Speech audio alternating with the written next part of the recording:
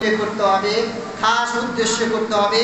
কারণ নিয়ত যদি এখনো এরকম থাকে যে আমি কুরবানি না দিলে আমার বাড়িতে মাংস আসবে না, আমি কুরবানি না দিলে আমার জামাই বেটি আসবে, আমি মাংস কি করে কোথায় পাবো, কি করে খেলাবো, আমি যদি কুরবানি না দেই আমার বাচ্চাদেরকে কুরবানির দিনে কি খাওয়াবো। এখন আমি আপনাদেরকে বলতে চাই, যদি এরকম কারো মনস্কামনা, এরকম যদি কারো মনোভাবনা, এরকম যদি কারো উদ্দেশ্য, এরকম কারো যদি নিয়ত হয়, তাহলে ওই ব্যক্তির কুরবানি শুদ্ধ হবে না। সুতরাং এখনো তওবা করে কুরবানির পূর্বে আপনাকে তওবা করে আপনার নিয়তকে সঠিক করতে হবে, তবে আপনার কুরবানি আল্লাহর দরবারে কবুল হতে পারে। নচেত যদি এরকম উদ্দেশ্য নিয়ে আপনি কোনো পশুতে অংশীদার হয়ে যদি অংশ নিয়ে আপনি কুরবানি দেন, আপনার কুরবানি হবে না। বাকি 6 জন ব্যক্তি যে অংশগ্রহণ করবে তারও কুরবানি শুদ্ধ হবে না। আপনার নিয়ত সঠিক না হওয়ার কারণে, আপনার মনের দিলের মাকাসিদ সঠিক উদ্দেশ্য না হওয়ার কারণে আপনার কুরবানি খোদার দরবারে কবুল হবে না।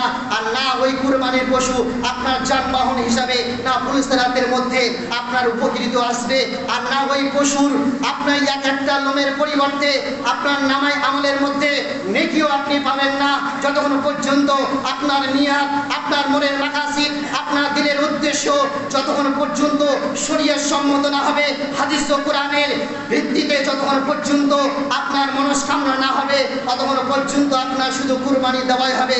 আপনার কুরবানির নেকি আল্লাহর দরবারে পৌঁছবে না, আপনার নেকি আমলনামার মধ্যে পৌঁছবে না, আপনার কুরবানি আল্লাহর দরবারে পৌঁছবে না। আল্লাহ বলেন, হে বিশ্ব জগতের মানবেরা, সকলের কুরবানি খোদার দরবারে কবুল হয় না।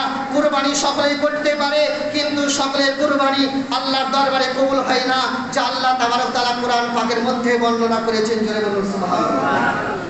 একজন 100 টাকা দান দিয়েছেন, আল্লাহ তাবারক তাআলা তিনার দানকে যেন কবুল করেন, আমিন সুম্মা আমিন। আজিজানি মুহতারাম, বলতে পারেন মাওলানা সাহেব আপনি হয়তো বানিয়ে বলছেন যে সকলে কুরবানি কবুল হবে না, আল্লাহ কোথায় বলেছেন?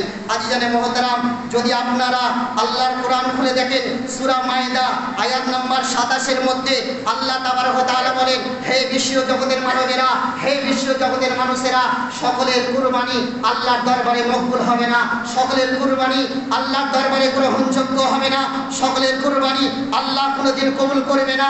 ওই ব্যক্তির কুরবানি আল্লাহ কবুল করবে যা আল্লাহ তাবারক তাআলা সূরা মাইদার 27 নম্বর আয়াতে আল্লাহ তাবারক তাআলা বলেন, ইন্নামা ইয়াতাকাব্বালুল্লাহু মিনাল মুত্তাকিন, নিশ্চয় আল্লাহ তাবারক তাআলা, আল্লাহ পাক মুত্তাকি ব্যক্তিদের পক্ষ থেকে যে ব্যক্তি কুরবানি করবে, ওই মুত্তাকি, ওই পরেজগারের পক্ষ থেকে যে ব্যক্তি কুরবানি করবে, তার এই কুরবানি আল্লাহ কবুল করবে। এই ব্যতীত কারো কবুল করবে না কুরবানি। জোরে বলুন সুবহানাল্লাহ। আল্লাহ কি বললেন? ইন্নামা ইয়াতাকাব্বালুল্লাহু মিনাল মুত্তাকিন, নিশ্চয় আল্লাহ পাক মুত্তাকির পক্ষ থেকে কুরবানিকে কবুল করবে, যা এই আয়াতখানা সূরা মাইদার আয়াত নম্বর 27 এর মধ্যে আল্লাহ তাবারক তাআলা ইরশাদ করেছেন। আজিজানে মুহতারাম, তো সামনে আমাদের কুরবানি, আমাদের ইয়ামুন নার হচ্ছে 10ই জিলহজ্জা সোমবারের দিনে খাস দিনে আপনারা কুরবানি আল্লাহর রাস্তায় করবেন। তবে আজিজানে মুহতারাম, নিয়ত মনস্কামনা আমাদেরকে পরিষ্কার করতে হবে, মনের খারাপ উদ্দেশ্যগুলো আমাদের দিল থেকে মুছে ফেলতে হবে। কারণ কুরবানি কবুল হওয়ার জন্য শর্তই হলো আপনার দিলের উদ্দেশ্য সঠিক হতে হবে।